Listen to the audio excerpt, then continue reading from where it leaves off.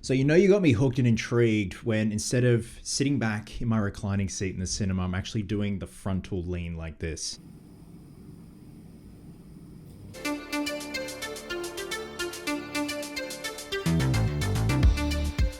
So The Strangers Chapter 1 is directed by Rennie Harlan. Now, if that name rings a bell in the horror genre, he actually, when he was very young, directed A Nightmare on Elm Street 4, The Dream Master, back in 1988. He then went on to direct one of the Die Hard films, as well as Cliffhanger. And if you're a 90s kid, you always remember Cliffhanger was on nearly every second week on free-to-air television. Now, this being a Chapter 1, this is indeed the first in a new trilogy of the Stranger films in the franchise. All three films have been filmed back to back, which is quite a feat in itself, and they're all going to be released this year. But we're going to start off with Chapter 1. Now, when it comes to the first Strangers film starring Liv Tyler and Scott Speedman, I loved it. The Stranger films, they just are bleak. They're depressing, and they leave you feeling dirty and icky. No one really wins in the end with these films. When it came to the sequel, I actually liked it. I thought it was actually a pretty decent attempt at a sequel to something that I didn't think needed a sequel per se. When certain characters were picked off in the second film, I got sad. I didn't expect that. And you have a lot of pathos for these characters. But going back to the first Strangers film, it was brutal, it was hardcore, and it was very unnerving at the same time. I don't know if you guys remember, saw the claymation Simpsons parody that was based around The Strangers. Check it out on YouTube if you haven't. It's really depressing and upsetting. I had seen that before I had seen the first Strangers film, so it kind of gave me a bit of context, but at the same time, when I first saw that claymation Simpsons parody, I thought, what the fuck is going on? So these three films are acting as a prequel, I guess you could say. Like I said, all three films are going to be out this year. We're starting off with Chapter 1, and Rennie Harlan has indeed directed all three, so that's quite impressive. So the basic premise of The Strangers Chapter 1 is we have lovers Maya and Ryan on a road trip. Their car breaks down in a very low populated weird ass town. They get sent to a cabin to stay overnight whilst their car is getting fixed by the local maniac mechanic, and obviously hilarity ensues. Did I think we needed another Strangers film? No. Did I love this film? You're damn fucking right I did. This film to me was a masterclass in tension building. Being the first of a new trilogy, you don't want a film to blow its load all at once in the first installment. And this film definitely holds back. This film has definitely practiced edging. That's the thing, this film has a beautiful, slow burn, tension building aspect to it that I loved. And it throws you for a loop a lot of the times, especially when it comes to the jump scares. Nothing is very formulaic in terms of being a horror film. You see something, you hear something, there's something that's about to jump out at you, and it doesn't. It tricks you, it throws you for a loop. And then other times when you least expect it, that's when the jump scare happens. That's what I loved about this film. It doesn't rely on gore. It doesn't rely on the shock horror value. It just keeps you enthralled all the way through to the very end. And obviously, it does end on a cliffhanger. This is a continuing story. Now, I'm probably going to butcher these names, but Madeline Pest and Froy Gutierrez, who play Maya and Ryan, as beautiful specimens as they are, I love how grounded and realistic they are. They're not dopey, two-dimensional characters that you'd see in a horror film.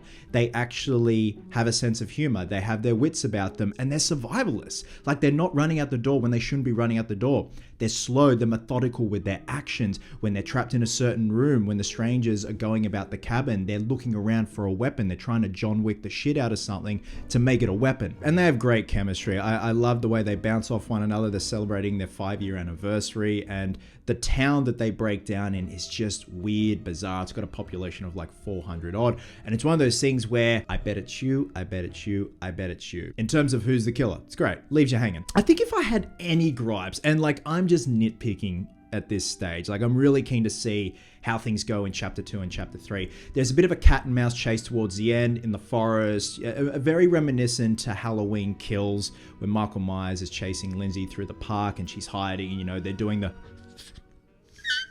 And I feel like they were concentrating way too much of us seeing the strangers, as opposed to just seeing our main characters and them wandering around, and then all of a sudden, boom, the strangers come out of nowhere. I don't want to go into too much detail in regards to like the jump scares and stuff like that, but like I said, they definitely do throw you for a loop in the best way possible.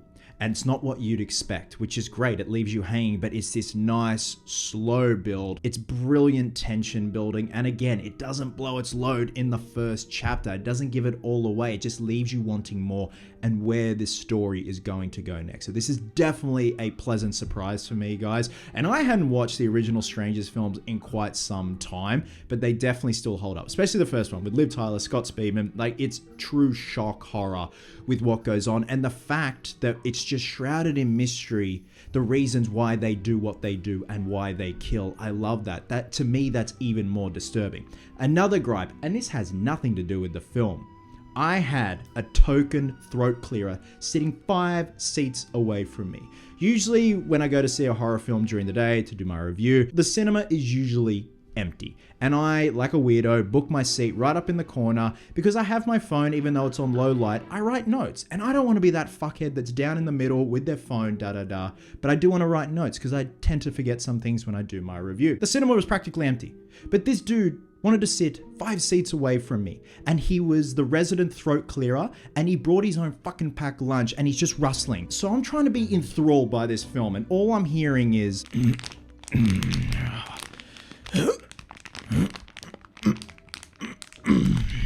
yeah. Again, nothing to do with the film, but just a little rant. So guys, for me, The Strangers Chapter 1 was a very pleasant surprise.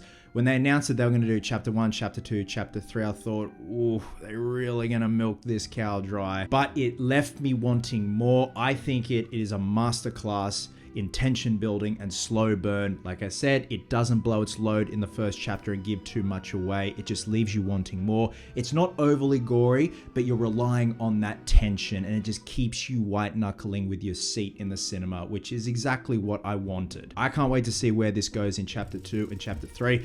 And it's good to see Rennie Harlan back on form. Like, he obviously had some bangers with Die Hard, Cliffhanger. He's had some not so good movies that he's made, like Hercules starring Keelan Lutz, that weirdly came out the same time as Dwayne "The Rock" Johnson's Hercules. It was a bloody weird time. Definitely go see this one at the cinemas because the sound design is incredible. There's a lot of reliance on silence, but at the same time white noise with little creaks and cracks going on in the background, and then all of a sudden you think there's going to be a jump scare, but you gotta wait till later. And with that, I'm going to be giving The Strangers Chapter 1 4.5 potato sacks out of 5. Now, usually I'd say once you've seen this film, drop a comment below, let me know your thoughts, but is there a certain horror franchise that only had like 1 or 2 installments that were pretty well received and pretty decent on a whole that didn't get more sequels, and you were surprised that didn't get more sequels? For me, it's definitely The Strangers. I thought we'd have like a full-blown franchise way before this point, where we're going to get obviously Chapter 1, 2, and 3 in a prequel series. But is there another horror series that you thought would have a lot more sequels and follow-ups and spin-offs and stuff like that? Love you guts,